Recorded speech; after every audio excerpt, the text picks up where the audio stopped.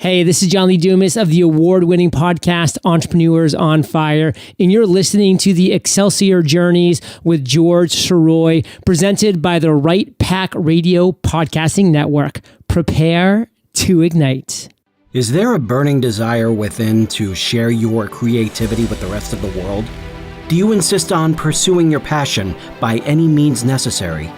Then you are on an Excelsior journey, and you are not alone.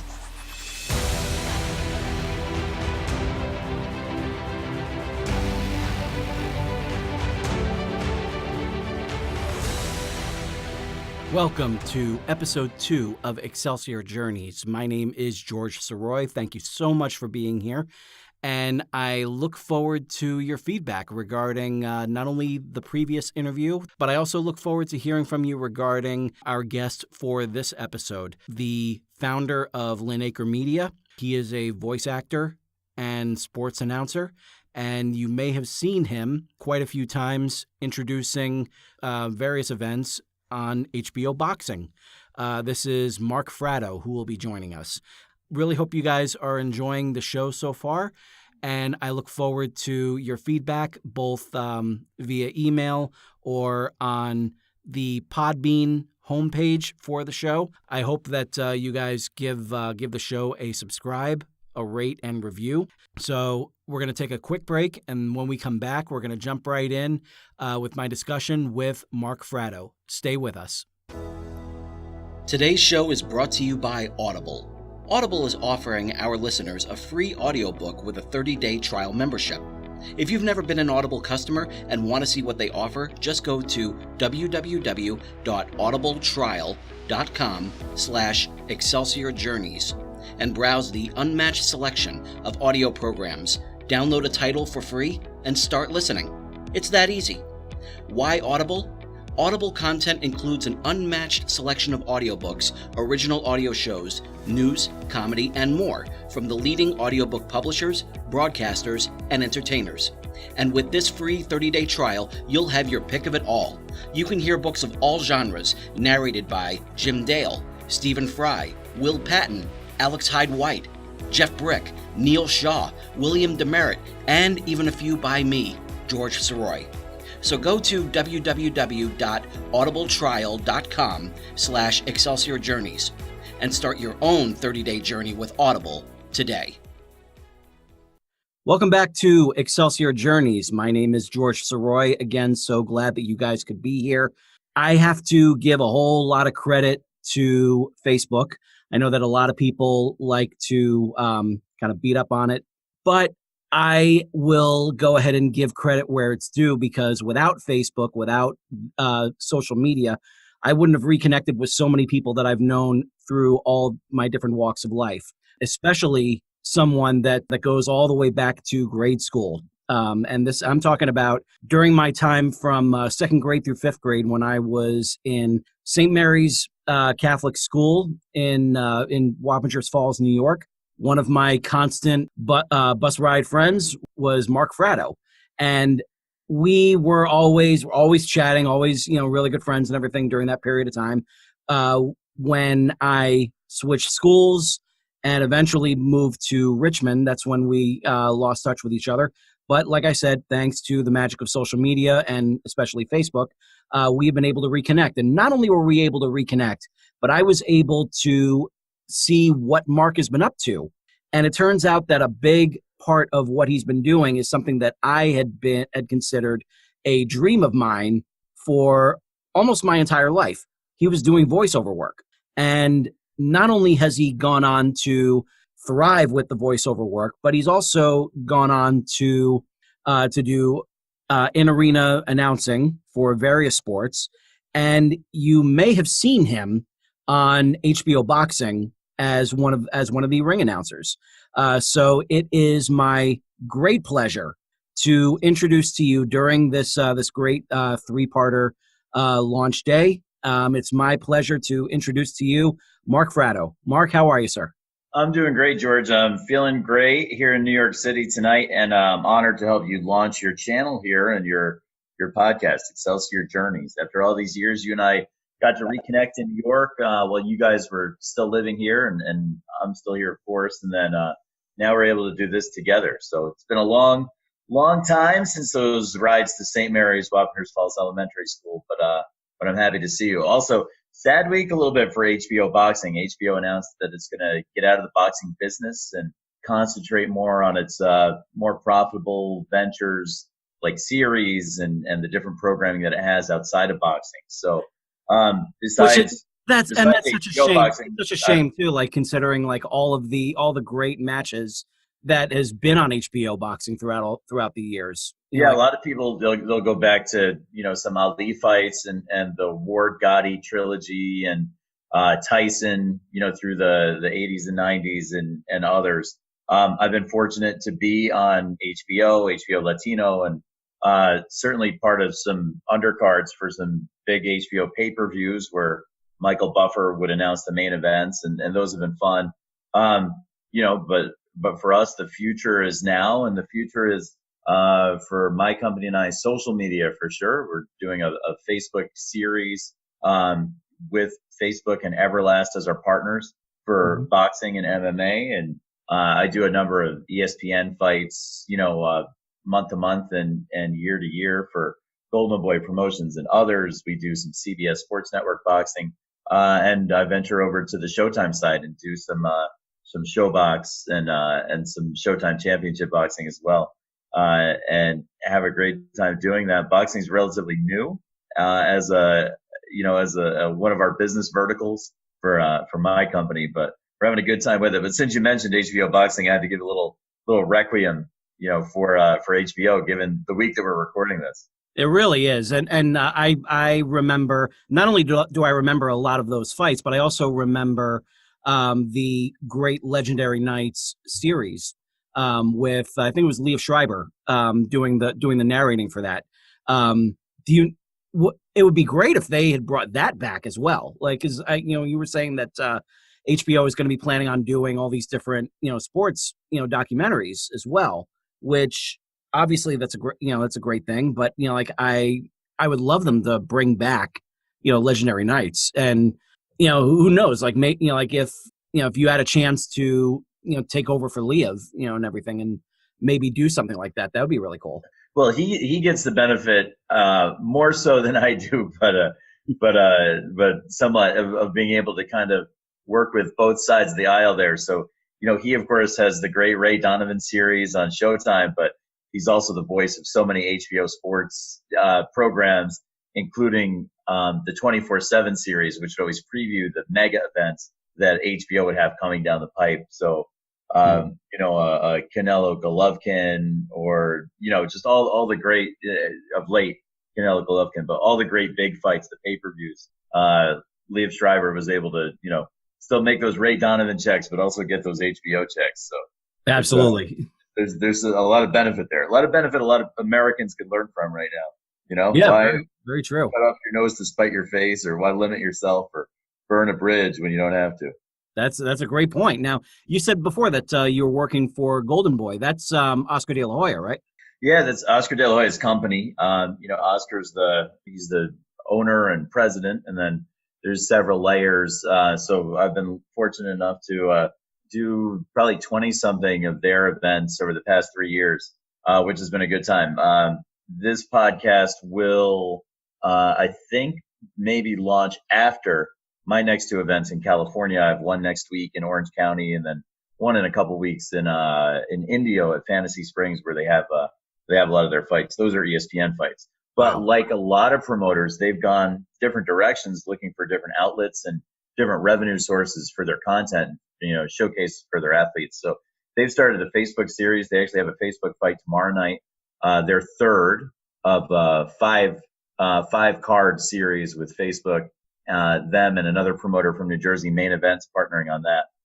Our Fight Night Live series kind of at a slightly lower level, kind of like maybe a single A, double A, maybe a little bit of triple A, not quite the majors. Right. We've done 19 fights with Facebook so far. We're looking forward to our second season of 24.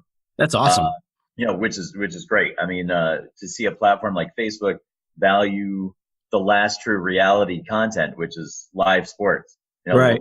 the last real reality shows are live sports, because even reality shows are scripted and you know, we know they're heavy on drama, but that's because they're being produced and told with. Exactly. Yeah. Yeah. You don't really get that sort of attention to storylines, you know, like with boxing and everything. It's all just very. You don't get the extemporaneous knockouts with Snooki. You know, But all, it's primal. Like it's you know, just gets you right, you know, right in the gut. Like when you're watching a great match, and like anyone worth their salt, like watching, you know, like say like Hagler Hearns, you know, like from '85, and like that's something like that, you know, like that would just like, you know, get anyone, you know, up and cheering. Yeah, that it would take a hell of a Jersey Shore reunion or Keeping Up with the Kardashians show to make you feel the way that you feel when you watch a Hagler Hearns or a Ward Gotti or you know, any of Tyson's great fights or you know, I don't want to make your audience feel like I'm one dimensional. You know, no, in fact, that's actually something I wanted to before we go back to kind of, you know, go back to the time when you were really just getting started with all this. You had mentioned your company. Now that is Linacre Media, correct? Yeah, Linacre Media. It's 4 years old at this point. We do a whole lot of TV production. We're involved with a lot of live events beyond just the production. Myself as a live sports announcer in stadiums and with a staff of similar minded, similar voiced announcers. There's the voiceover aspect that you touched on early, where we do some of that, and then I have a 15-year career rooted in college athletics, PR, marketing at University of Maryland, at St. John's University, West Point, and SUNY Geneseo State University of New York, which is where I went to school. So we maintain some PR clients as well, especially during March Madness. I'm at the Final Four, helping with the media operation. This will be my 11th or 12th one this year, which is awesome. And then at Thanksgiving time, Thanksgiving in Brooklyn at Barclays Center with the NIT season tip-off. We have Kansas coming in this year. We have Marquette. We have Louisville. And we definitely have another school. Tennessee is the other one. So I only have to remember 4, right? So right.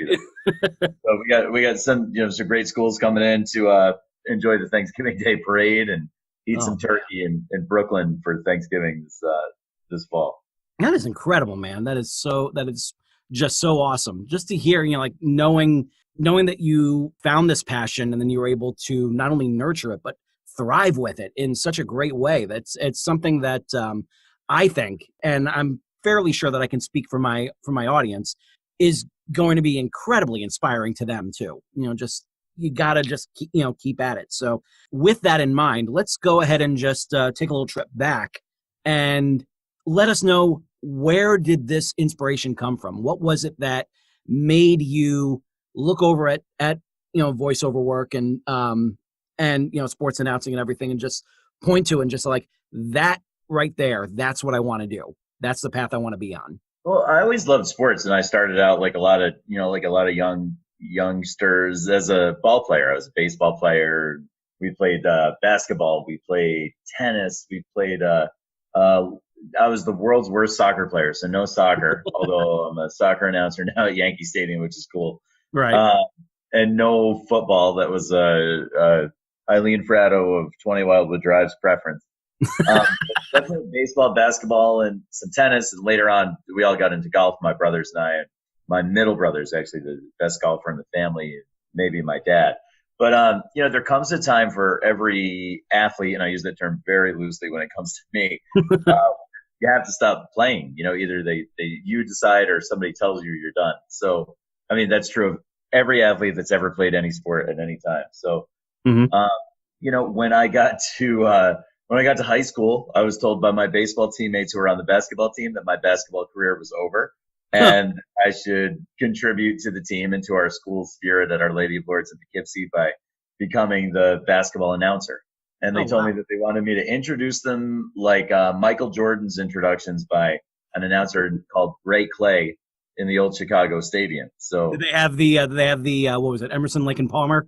The Alan Parsons. No, that was the Alan Parsons project. Yeah, Alan Parsons. It was at Sirius, yeah. Yeah, we still do that at the Brooklyn Cyclones sometimes. We still do that in New York City FC sometimes when we need a big hit or we need a big moment, big opportunity or whatever. So we do some of that. But even going back to our days, George, if you remember at St. Mary's, we always had those first Friday masses. Oh, yeah. first month of the year was the 8th grade, and then all the way on down to the 1st grade whenever you got 8 months into the school year. Just as a real quick thing, the Sure. big reason why the first Friday masses are remembered so fondly with us, with any St. Mary's alum, is that it sounds like it's what it is. It was the first Friday mass, and we got out early. And so, like, I would say, like, we got out, like 12:30 sometimes. It really kind of depended on if Father Hickey was leading the mass, because he had this gift of getting through masses so quickly and so efficiently, and yet, like, you didn't feel like anything had been skipped over or anything like that. I mean, sure, he would shorten his homily, quite a bit, but at the same time, he got you in and out, really quickly. And when you're a student, especially at the age range that we were, it was a nice bonus. Father Hickey could cook. He got it done. He got it. Yeah. And I remember as my altar boy career, he was also, he was a perfectionist when it came to the mass. He didn't like us rushing around on the altar. Although he would, maybe I never heard Father Hickey quote John Wooden, but maybe he would say, "Be quick, but don't hurry." That was kind of his mantra when it came to the mass. But Nice. when we all had our first Friday assignments, I was always picked as the reader. So I used to have to go over, and practice the reading with Sister Vincent, who was the kindly senior member of the Sisters of Charity of the Nun Squad at St. Mary's, Wappingers Falls there. So Wow. she used to take us over. We would practice the reading. So I got used to the microphone early. And then I'm not going to say like I had like a gift for it or talent for it, but I certainly had the aptitude for it and the familiarity from all those first Friday masses all the way through. Yeah, it seemed like they had a. That's also the same thing with my grade as well, because I remember for First Communion, I remember Bill Hald did the first reading, and then I was tagged to do the second reading, and it just seemed to be like they just kind of always came around to us the same way that that they did with you. Yeah, we took the departure from the lecturing toward altar boyhood a little later on at St. Mary's, because we'd get when we served masses and funerals, it was your chance to make a little bit of cash. And also, again, it was during the school day. So, if you didn't particularly want to be in, history or science or whatever on that day, then you could jump out for a little bit and, of course, celebrate with the couple or, grieve with the family, but also make a little bit of cash and get out of school for a little bit.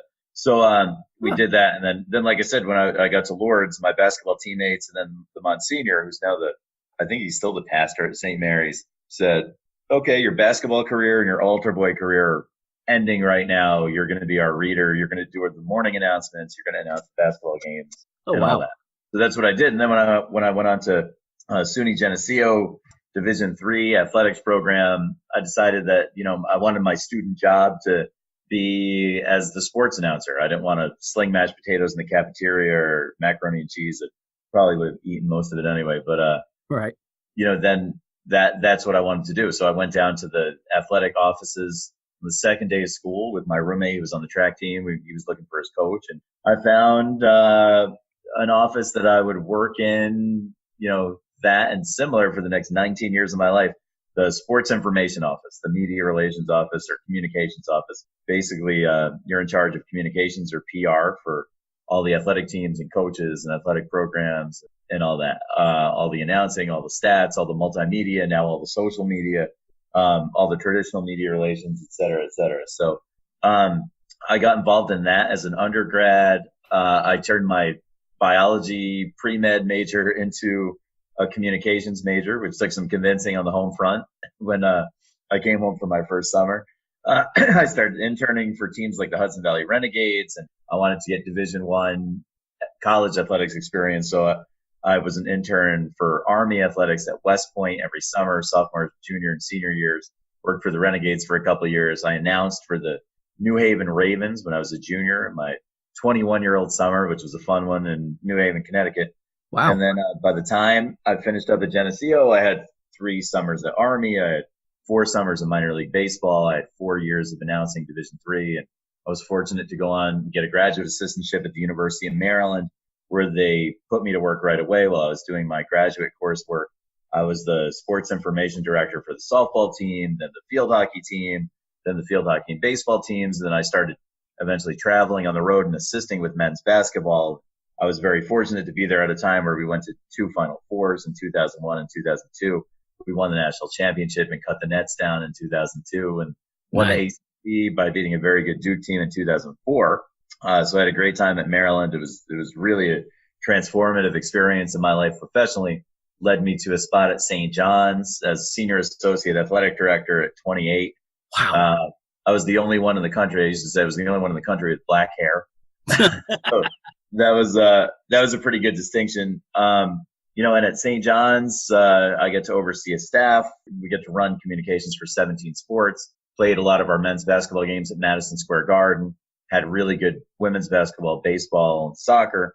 And I realized that it was going to be really, really hard to get those athletes and coaches their due in the New York Times and the New York Post and the Daily News and, Newsday and, those top 5 national newspapers that covered our teams, and that we were going to have to take things kind of to the digital street and do a lot of things ourselves to get the word out about those great teams and those great athletes and coaches and all the initiatives and the community service and the charity work that we were doing at St. John's. So we beefed up our website with written content. Then we beefed it up with photo content. Then we started doing live audio broadcasts and audio streams just like this, for a lot of the different games. And then eventually we started doing 1 camera video streaming, then 3 cameras. Then we upgraded to HD. And then we started doing games so well over the course of the time that we were there. We built a TV truck on campus. We enveloped our academic component by getting a professor on board to teach a class in remote production, where they would have an academic component and then they, pretty much give us labor, for spring and for fall and spring semesters to kind of help our workforce. We bring in some professional freelancers, combine them with students, and then we got to the point where we were good enough to be selling 85 games a year back to ESPN, and they'd be cutting us a check for the content.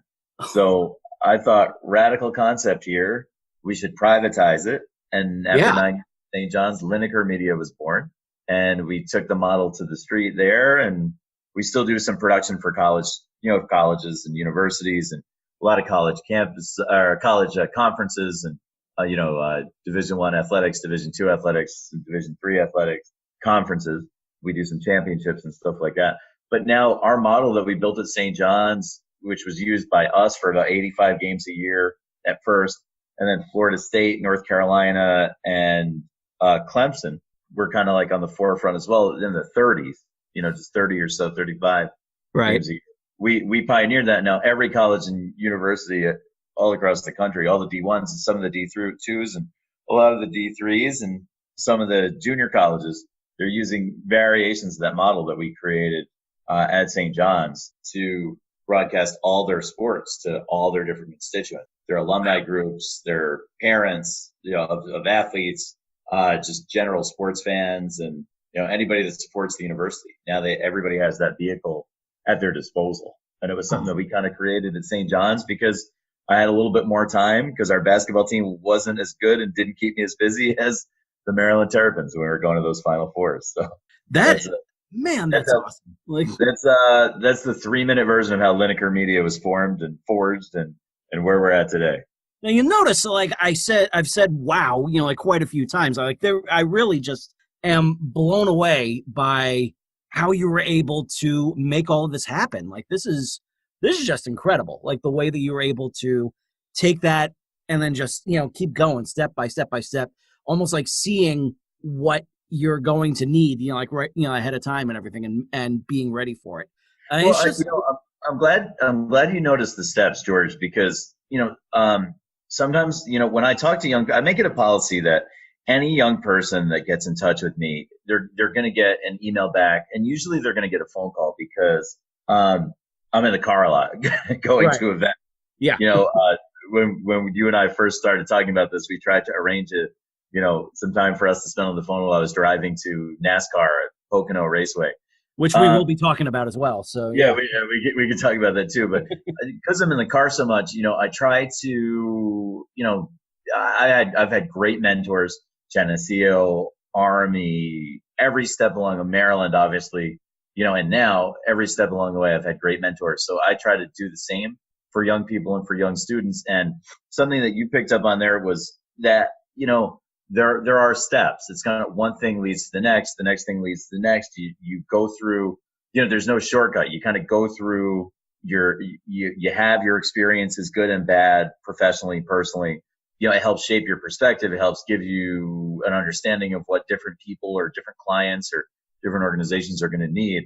Right. And then you kind of take that next step and you kind of do what you were doing and then extend and do it a little bit better or do it more, or be more proficient with it or whatever. There's a lot of people, and I hope that if there's young people listening to this, there's a lot of people that give advice to the current generation of students or the people that have just graduated. And they say, like, follow your dreams, follow your passion, and you'll never go wrong.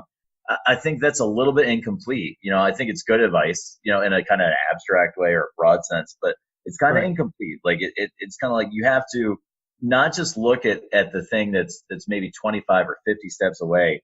You got to figure out how you're going to take those first couple steps, because they're going to lead you to the next couple steps, and they're going to lead you to the couple after that. Exactly. Yeah. You have to have the faith. You have to have the belief. You have to have the broad base of knowledge, and you got to sharpen your skills and develop your tools along the way. But it's step by step by step by step. It's not just following your dreams. It's figuring out what the next steps are, that are going to help you in a concrete and practical way. Take those steps and then get to that spot way down the road. And it takes work. It takes some focus and concentration. It takes determination. It takes failure. And then trying to minimize the same mistakes that led you to fail when you get that next crack at it. It takes all those things, but it's not just, there's no magic wand. It's not going to magically happen. And it's going to feel like work. I mean, even the coolest jobs that I do that I think are really cool and I think are really fun, there's a lot of work that goes into all those things. So I think young people that are just looking to follow their passions or follow their dreams, once they figure out that it feels like work and that it's hard, they may get discouraged and they may say, well, this isn't for me because it's not fun all the time. I think that's a mistake. I think you got to dig in there deep and you got to keep at it. And you can't make the mistake of thinking, if it feels like work, it's not what my true goal is. It's not what my true passion is, because work is work, it always, no matter what job you're doing, work is work. Oh yeah. Yeah. And I am so glad that you've been you're one of my first 3 guests, because that's exactly what this show really is all about. It's about, like who you are when you are taking those steps. I mean, like, yes, you are, you've founded this company, and yes, it is doing very well. But at the same time, you're not just sitting on it. You're not just going like, all right, everybody else do what you got to do and everything. I'm just going to go ahead and put my feet up and start rolling in the profits. Like, that's not what you're doing at all. Like, you are constantly, like you said, you're always in the car. You are going from place to place. You're always going out there. You're getting word out more and more and more about what it is that you're doing. And that's exactly why I wanted to bring you in to this show, because you are a perfect example of what an Excelsior journey is all about. Because, I mean, just like the name itself, like Excelsior, the word itself means onward and upward to greater glory. And, that means that you are constantly moving to better yourself, better everything around you. And that's exactly what it is that, that you're doing, what Linacre Media is doing. And that's, that really is what gets me, and I know exactly what you mean regarding work, because just a few months ago, was when I put the finishing touches on my latest book, Ever Upward, which is part 2 of the Excelsior journey. And I mean, I will definitely not be the first to say just how much of a pain rewriting is, how much of a pain editing is, but it's so necessary, because you're going to kick yourself if you don't do these necessary steps, if you don't do that work that you were talking about. If I just quit, because it was getting hard, then that book would never see the light of day. It's the same thing as every project that you're doing and everything that you are encouraging to all of the up and comers, like to not take this lightly, to be serious about it and be prepared to do a lot of work. Like that's something that people really need to hear. Yeah, work can be fun. I mean, for me, work is fun, but it's definitely work. It's not, it's not eating ice cream. It's not riding a roller coaster. It's not, having a beer and cheering for the Yankees, unless I'm getting paid to do that at that particular moment. Right. Work is work. There's something different there. I think there's a lot of Instagram philosophers and social media CEOs that want to be the boss without realizing that being the boss is also being the janitor. It's also being the custodian. It's cleaning up all the messes. Sometimes you make the mess. Sometimes somebody else makes the mess, but it's your job to clean it up. Some people want to be an Instagram CEO and have all the glory and not have to deal with like the banking and the taxes and all the paperwork that you have to fill out when you're employing people. Some people, see, your example of being a book author and think that it's about wearing an ascot and a jacket with elbow patches and drinking wine and stuff like that. Mind you, I like wine, but still, but they don't see that you have to go through all those rewrites and that you have to edit. And sometimes you got to take the time to edit carefully. And then sometimes you got to put it down, walk away from it, come back to it tomorrow, or, just to make sure that you're being thorough enough and detailed enough that your mind's not wandering. Not a lot of people see that sort of thing. Some people, it's kind of funny. I posted a voiceover job. It wasn't particularly high paying and it wasn't particularly interesting, but it was a paying voiceover job. And I needed 50 people to get it done. And I probably got responses from 400. Wow. And at the end of the day, all these 400 people said they were in, say they wanted to do it. I would like to get paid just for reading or just for the use of my voice or just for whatever. That's a common response. I was one of those 400 too, and unfortunately I wound up, not being able to do it, but I was interested, There's a lot of different reasons, legitimate and otherwise, but 400 divided by 50 is, you don't get to the Hall of Fame with those kind of, with that kind of actual return. You know what I mean? Like we got the project done. It took some poking and prodding, and like I said, it wasn't a particularly interesting project, but it was a paying one. It was one that was a bit of a pain in the butt, and you had to grind it out and get it done and get a check, and that's what we did, and that's and everybody got paid. But a lot of people don't see that. A lot of people think everything that everything's glamorous and glorious, and they don't understand that it's that you got to roll your sleeves up like any other job and get in there and get it done. Absolutely. Execution is the most important part. Right.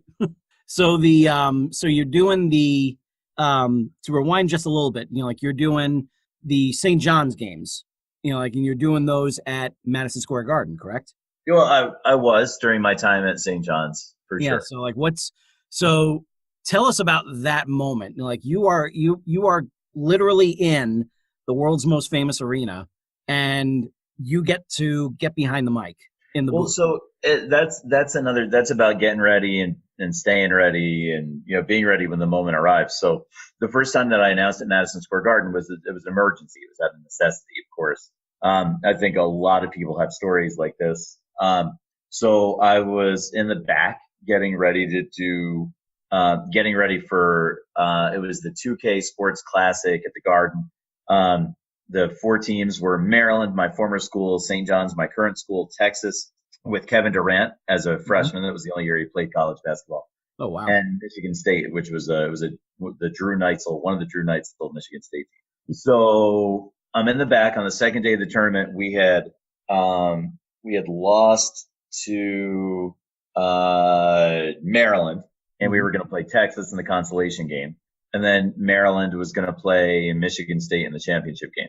And I'm in the back about 10 minutes before tip-off, and I walk out to my spot to, check on the scorer's table and get ready and sit in my seat next to the bench and, and do the media relations stuff during the game. Mm-hmm. And as I'm walking out, I see the PA announcer with his hands up, motioning to his throat. And the person that supervises them at Madison Square Garden has been there forever and ever, Josephine Trena, says to me in her thick Staten Island accent, Kenny can't go tonight. You're going to have to step in. You always talk about how you can do this. Can you really do this? So that is spot on, Josephine. If anybody knows, she's an amazing, amazing woman, an institution at Madison Square Garden. So I barely had time to think about it. She was like, sit down. You got to go in 10 seconds, So I grabbed one of my assistants, Dustin. I said, Dusty, you got to do my job during the game today, which, of course, he was ready for, and no problem. Right. So he's down the end of the bench, and I wheeled around in the chair and said, good evening, ladies and gentlemen, and welcome to Madison Square Garden, the world's most famous arena. Oh, I got chills from that. No, that's just that right there. Yeah, it was off and running. So the first game that I announced was actually St. John's against Texas at the Garden. The place was packed for the, one of those early season tournaments. Kevin Durant hung 37 points on us, and we ended up losing. We had Anthony Mason's son, Anthony Mason Jr., had a shot at the buzzer that would have upended Texas and just hit off the iron and was out. And one of my mentors, Gary Williams, is a Hall of Fame basketball coach at Maryland. He's got a reputation for being really, really tough, and he was tough, challenged us every single day.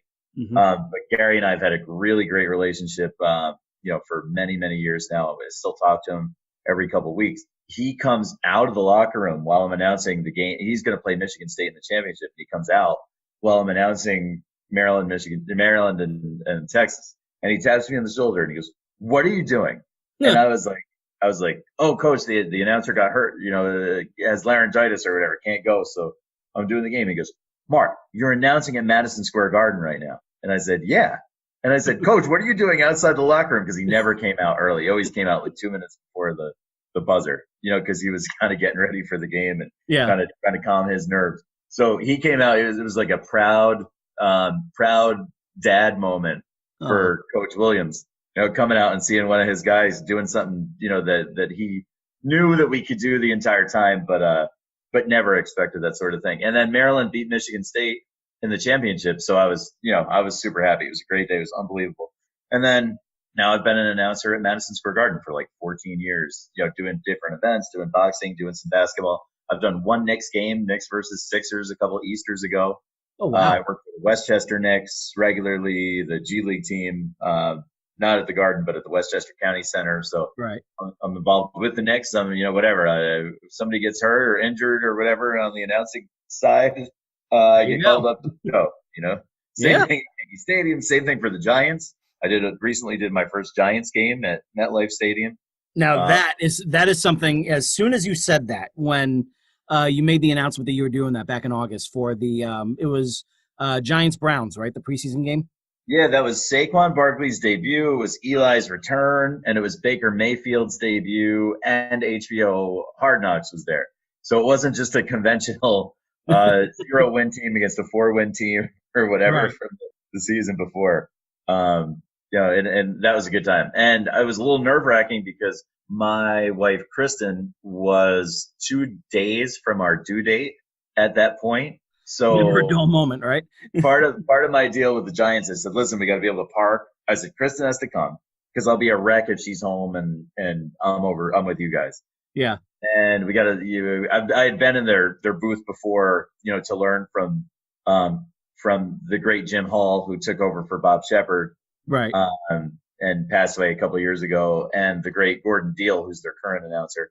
He does the Giants and he does Army football, and he's fantastic. Really? So I needed to learn.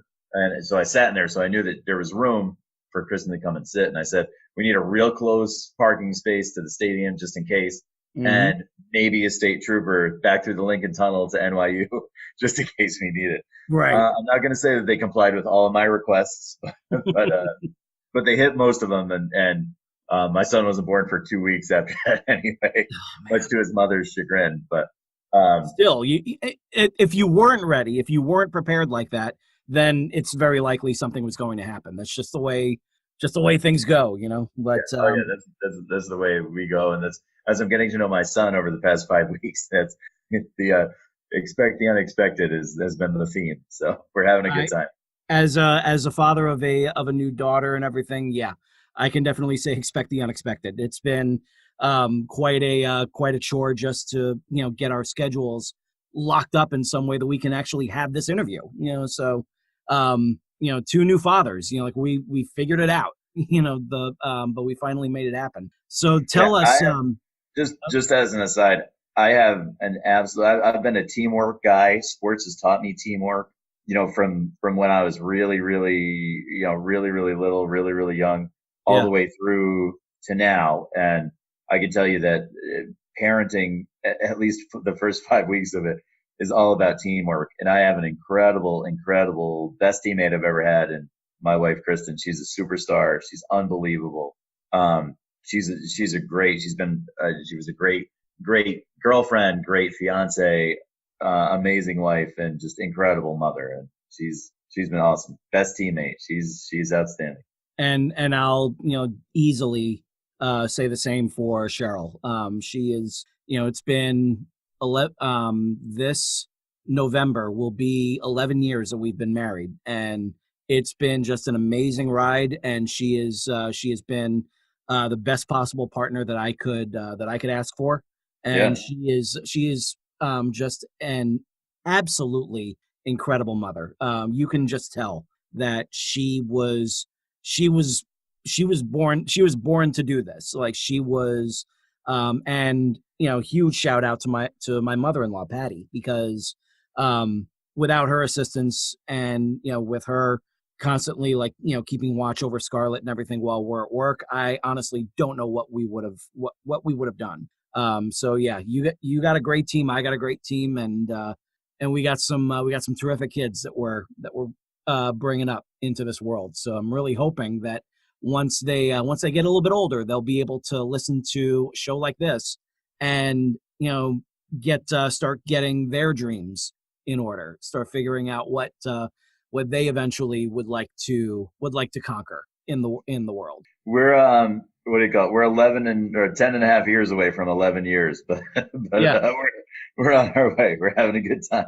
exactly. And yeah, so you were talking about MetLife Stadium and everything. Like what how did you come across getting that kind of a gig? I mean, it's preseason, but at the same time, it's NFL, and that's, you want to talk about main event level right there. Yeah, and I've been really fortunate. I'll be honest. I've worked really hard, but of course, there's a great deal of good fortune that has to be involved in anybody's journey. No matter where they're at, and you keep climbing and you keep striving, you keep grinding and you keep going. But so I've been fortunate enough to announce at Yankee Stadium. I do soccer there for our MLS team, New York City Football Club. I've announced at Madison Square Garden, obviously, just a number of times: college basketball, pro basketball, boxing, and some other special events. Not the dog show or anything like that yet. Right. Sometime, someday. Yeah. Uh, You gotta work your way up to that, Just, and I've announced at Citi Field. I've announced at Barclays Center, and and now at MetLife Stadium. So I think I've hit all the major never. And I did World Team Tennis once over at the Tennis Center, not Arthur Ashe Stadium, but I've been over that way. So a lot of the nice. major venues in New York, I've managed to hit for the cycle, and I've been very, very fortunate. But it's all, it's all about the hard work, and it's all about relationships, and sometimes being in the right place at the right time. So the Giants director of video production oversees all of their event presentation as well. So same person that oversees their radio broadcast, same person that oversees the Giants' own television broadcast, which, the NFL owns a lot of it, but in the preseason, and on the web, and, Yeah. pregame, halftime, postgame, social media programming, anything digital, is a man named Don Sperling, and he's been a friend and colleague for a long time. St. John's guy that I met, we got closer, I think, through the St. John's experience, bringing those guys over, and to talk to some of our student athletes. And then, of course, having them as our guests at games and stuff. But where Don and I met each other was, we were using similar technologies. We were building out our TV and streaming platforms, him for the Giants and me at St. John's. So we spoke on some panels at the National Association of Broadcasters convention in Vegas a couple times. Knew each other through then. This is something else for young people. Networking is not like emailing your resume or connecting on LinkedIn or going to cocktail parties and getting completely bombed and not remember anything, Right.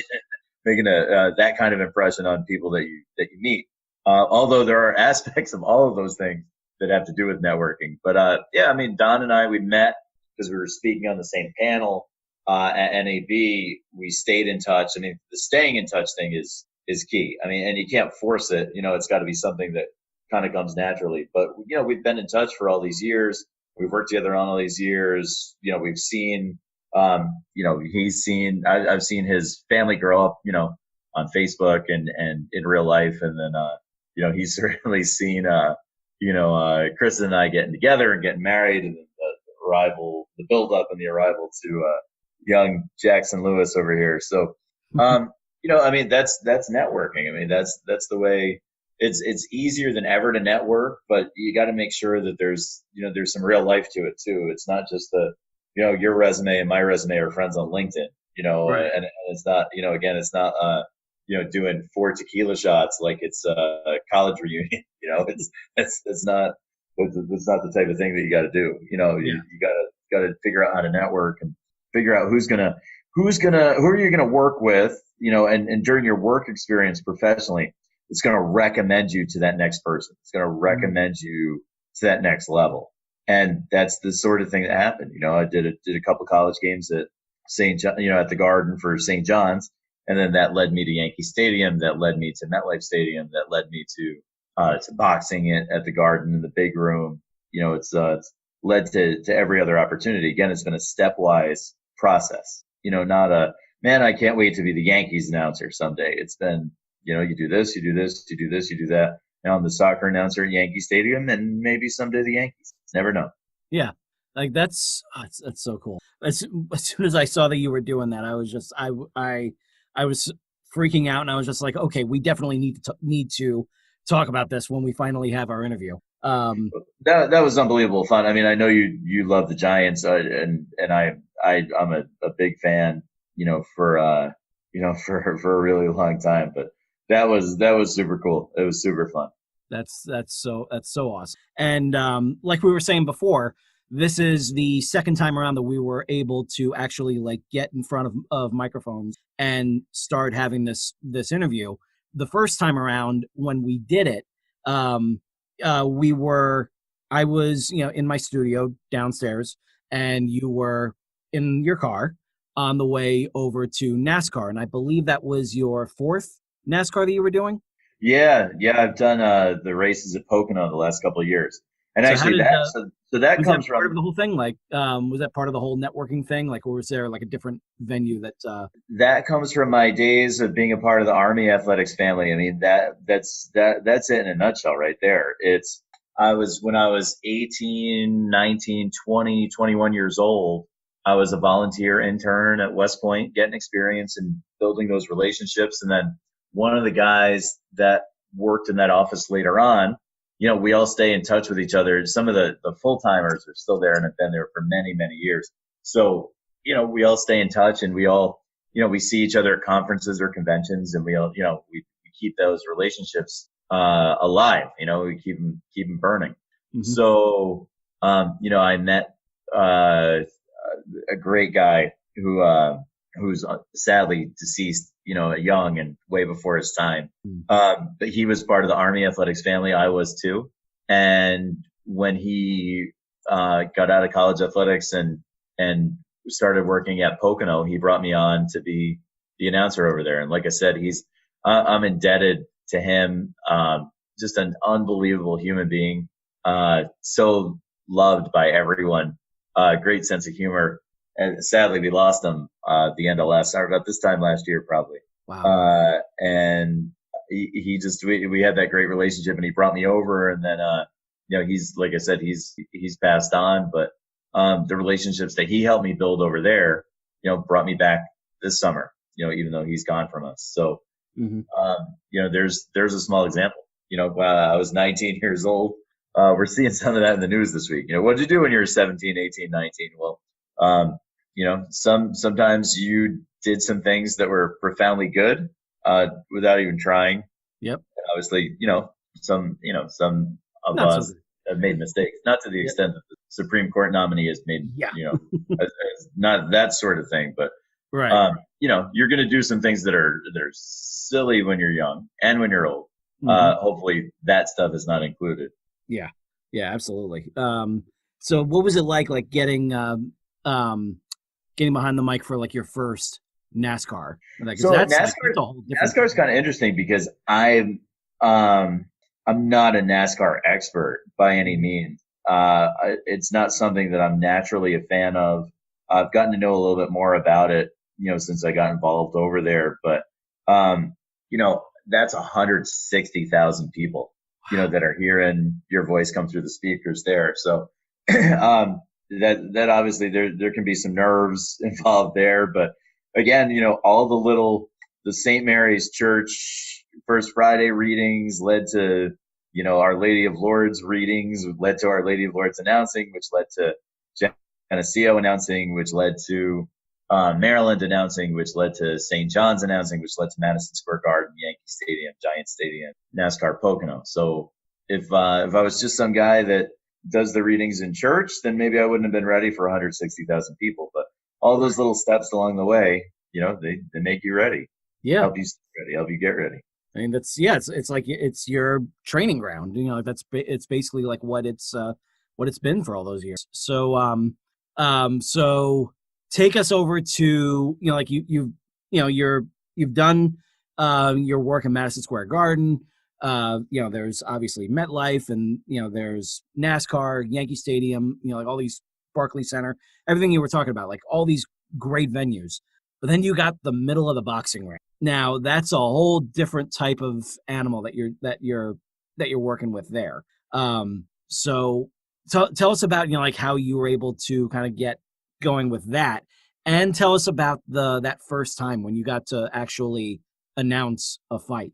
Well, so I just decided after having announced all these other things that I wanted to try boxing.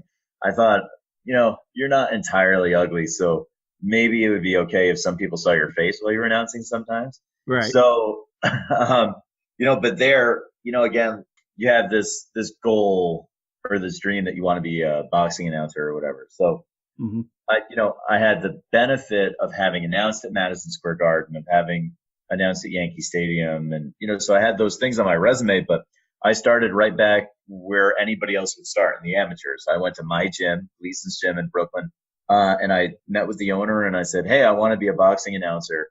Do you guys have any amateur fights or any sparring coming up or anything like that where I can get myself on video and I can, try to volunteer and do some stuff for free and maybe give you guys a little benefit and, and get myself on tape so I can check myself out. I can practice my craft and I can hopefully use it to help market myself and get some pro gigs." So he gave me that opportunity. I did 17 amateur fights, USA Boxing Metro, against a club team that came over from Ireland. And that was my first taste of amateur boxing. And then from there, I was kind of addicted. I was kind of hooked from the beginning. So then through our television production side of things, I landed a gig at the baseball stadium that I announced at in Coney Island. We were going to do a show for ESPN3, and I said, as part of the deal, I have to be the ring announcer or your price goes up. So they wrote me in to do that. And then from there, I had been asked a year earlier if I had any interest in doing it at the Garden. They basically said, like, you're a ham. We'd love to get you in to do that sort of thing. We think you'd really be into it. And there's not a whole lot of reliable people around here that do that sort of thing. So let's check it out. And I said, okay, no problem. So on fight week Tuesday, I'm at the Men's Warehouse. I didn't own a tuxedo at the time. And I'm trying to, 4 years ago, I'm trying to rent a tuxedo. And I hear my phone buzzing on the bench at the Men's Warehouse, literally in my underoos. And, it's my boss from Madison Square Garden. This is not Josephine from Staten Island. This is Sal. Sal says, hey, unfortunately, the promoter brought an undercard announcer with him. The main announcer was going to be Michael Buffer. This was Gennady Golovkin. Yeah. Just lost his world championship belts to Canelo. Gennady Golovkin against Daniel Geale. And Michael Buffer, I was like, oh, it's going to be so cool. I get to announce with Michael Buffer. wear a tuxedo, stand in the middle of the ring, 22,000 fans, HBO pay-per-view, undercards, not on pay-per-view, but I thought it was going to be so cool. So he goes, yeah, they brought in an undercard announcer. We don't need you anymore. So I was literally fired in my underpants in the Men's Warehouse changing room for the sucks for the first one. But Sal said, get yourself on tape and get back to me, and like the next time I'll put you forward for this. So that's what I did. I went that next summer. I started announcing the amateurs, got myself on tape, used that in our TV production service to get involved in the ESPN3 show, the Brooklyn Brawl, live from Coney Island. And then my second pro show was 22,000 seats, mostly empty, at Madison Square Garden at 6:00 for the early fights on Golovkin versus David Lemieux. I did 4 fights there. I got to work with the Golden Boy team and with K2 Promotions, Triple G Promotions, and Tom Loeffler, who promotes Gennady Golovkin. And I got to meet those guys. And they said, wait, we don't know you. We've been in boxing a long time. And I said, well, I haven't. And they said, well, we think you're pretty good. How would you feel about coming to work for us a little bit? And I said, that would be great. Yeah. So instead of like emailing him every day and calling him and like whatever, I figured my time would come, and I figured I'd start searching for like some smaller jobs, because not everybody gets to just go and start at Madison Square Garden. Obviously, that's a silly thing to assume or even hope for. Yeah. So I started, and I said, I really want to know how the scoring goes. I want to know how, I want to know what happens, so I can think about things. And it's not just reading. Yeah. So I volunteered to do the silver gloves, which are like little kids, like 9 to 15, 16-year-olds, maybe 18. I don't know, like little kids, like before the golden gloves, there's the silver gloves.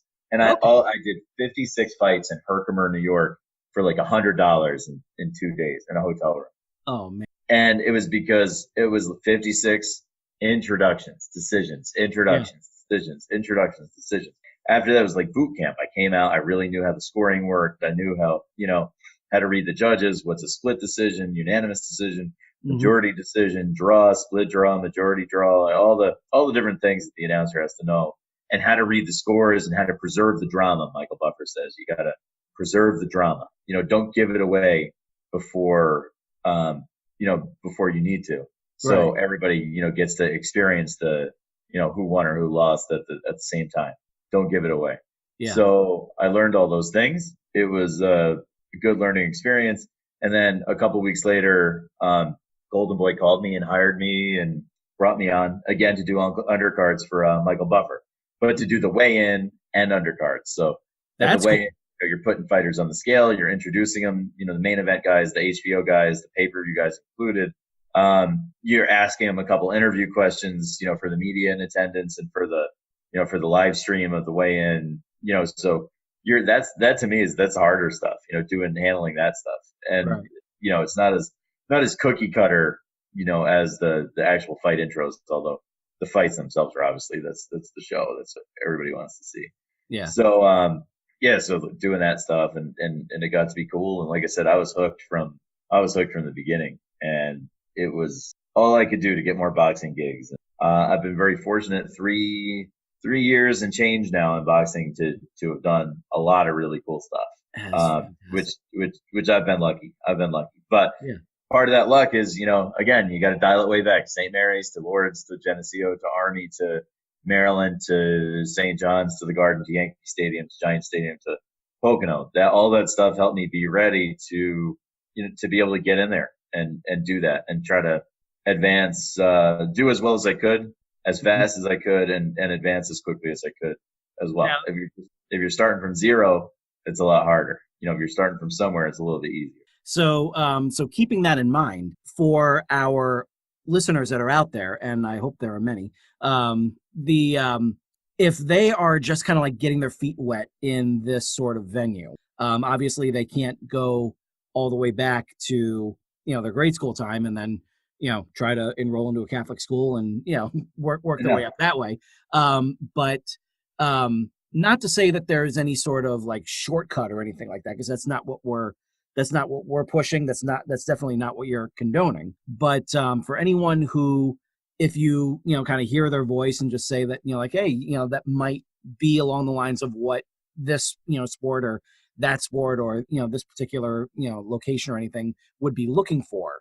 What do you have as like as a tip and everything to say to that person? So everybody that's so I do so much production, it's almost silly to even use this word, but anybody that's talent needs to have a reel. So you got to do what you can do to develop that reel and build that reel up. So the way that happens is you have to go to a place that you can where during a time where you're able to volunteer and get experience, hone your craft, sharpen your tools, and get yourself on tape.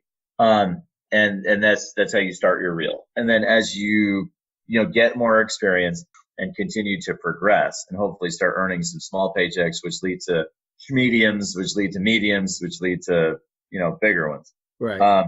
You're improving your reel as you go. You're improving your tape as you go. So that's what you got to do. And there's a bell curve as well. Someday they'll tell me, just like when I was a player, okay, listen, you're 75, God willing, you're 76, you're 72, you're 80 or whatever, and it's time for you to, kind of step down and let somebody else take a chance. Right. I'll go back. I tell Kristen all the time, like when I'm an old man, I'll play some golf and I'll go announce at the local high schools or whatever, just like I did when I was in high school. Yeah. So, so if you're somebody that wants to be an announcer, there's a lot of different games. Even if you're somebody that wants to be a broadcaster, a lot of people call me and ask how to become a broadcaster, like an on-air talent. There's more games now in high school and college that are being streamed than ever before. So sometimes that results in lower budgets and lower paychecks, but there definitely results in more opportunities. Yeah. So you got to go out there, find a place where you can get in and where you can volunteer, whether it's a local high school, call the high school athletic director, whether it's a JUCO or a Division III school or a Division II school, call the sports information director at those schools. See if you can volunteer a little bit and get started. And if you can't do football or basketball, you can do volleyball or field hockey or something like that.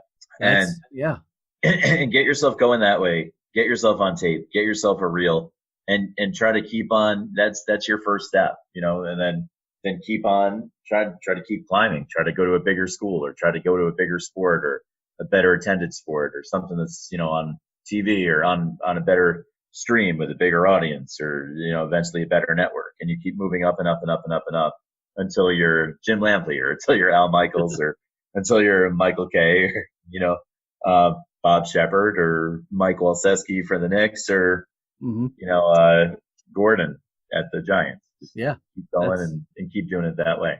You got to keep getting yourself on tape over and over and over again. Having a reel as a broadcaster or as an announcer, it's kind of like freshman biology class for pre-meds, right? Yeah. Like they have you in that freshman biology class, you're in a big lecture hall with 400 other people. And they're trying to see if you can hack it, if you can make it. They want to weed you out, eliminate the first 300 people out of that 400. So if you're like, hey, I want to be a broadcaster, I got a great voice, I really love sports. Hey, can you send me your reel? Well, I don't have a reel. Well, you're a hobbyist then. You're an amateur. Yeah. All right. You're not a professional. You're automatically disqualified. Get off my lawn. Right. They're trying to weed you out at that point, because there's a lot of people that. Turns out a lot of people want to be sportscasters. So and people just aren't, like they're either not serious about it or they just don't know, like what steps to take. So I really hope that it's like when you post a voiceover job and 50 people actually get it done out of 400. Well, there you go. Yeah. So we're just about time to wrap up. So is there anything that you would like to plug? Since just remember, this is going out on October 9th. So anything that's happening, after that's going on. Well, I'll tell you, there's always stuff happening. You can follow me at Mark Fratto on Instagram. And you can follow Linacre Media on Facebook or Instagram or Twitter to find out what the latest goings on are in my company. I'll say that being a business owner, my favorite part, we didn't really touch on, we talked a lot about announcing, which is one aspect of what we do. Like I said, there's the live event production for TV and streaming. There's, the PR and marketing stuff that we do and the voiceover stuff. But my favorite day, is having this company for 4 years is payroll day. And I tell my dad, who's an entrepreneur, that all the time. He thinks I'm a little crazy. I tell my wife that as well, because on payroll day, that means that we're sending out checks to people that help build our company, helped us run events, helped us produce events. Yeah. And of course, we're making a profit and keeping some of the money to use to pay for our lives and pay tax, stuff like that. But we're also like, we're employing people. We're employing 10 people. We're employing 20 people. We're one day, a couple days, we've employed like in the 70s, doing 3 or 4 different events in different cities and at different times and different time zones on different platforms. And that's the best thing for me about being a real life custodian, janitor, CEO, whatever you want to call it, is that we get to bring so many people, and a lot of them are young people. We get to give them their first chance. We get to give them their first opportunity, to earn a check or at least earn a check in something that they're passionate, something that they love. I got a funny, I think it was slightly drunken text from one of our former production assistants in the Mid-Atlantic area who was working for us in the NBA G League with the Delaware 87ers, the Sixers affiliate, and went on and now has an Eagles Super Bowl ring because he was on the video staff last year. And it was a really heartfelt, if not slightly inebriated text that was like, thank you for giving all of us young guys, and especially me, an opportunity, like the first opportunity for consistent work. The checks weren't huge and it wasn't a full-time job, and but it was the first opportunity for me to really develop, for me to really have responsibility, for me to understand what it takes to work as part of a team in this sort of setting. And now, we got our rings tonight, and I just want to let you know that. And I took a look at it, and I thought it was pretty cool. I thought it was a pretty awesome text. So that's my favorite part about being a business owner. The TV aspect is awesome because of that same spirit of teamwork that you learn when you're in Little League, extends to these live events today when we're all doing TV production, on events where I'm announcing or not. So that's a cool thing. That's one aspect that we didn't really get to touch on. Glad you gave me a chance to. But at the same time, this show, I intend to keep the show going. So would love to have you back on in the future so we can talk about that, that element of it, because I'm sure that we're going to have a lot of people that are going to be just as enthralled with this interview as I have been, and will want to hear more about what Linacre Media does, all the great bells and whistles that go into it and everything, and the just the amazing job that you've been doing so far. So I say this to my listeners. I really hope that you got as much out of this discussion as I did. By all means, listen to those mentors that are pointing you in this particular direction. They know what they're talking about. And obviously you want to listen to your passions, you want to listen to your heart, but at the same time, you want to be prepared to do all of these great steps over and over and over again. You'll have to deal with a whole lot of pitfalls and a lot of setbacks and a lot of successes, a lot of failures and everything, but you just got to keep going. That's what Mark is doing. That's what I hope all of you are doing with your passions. So huge thanks to Mark Fratto for joining us for this episode. And for all of you out there, I hope you just keep on listening. This is George Sirois saying to you, ever upward.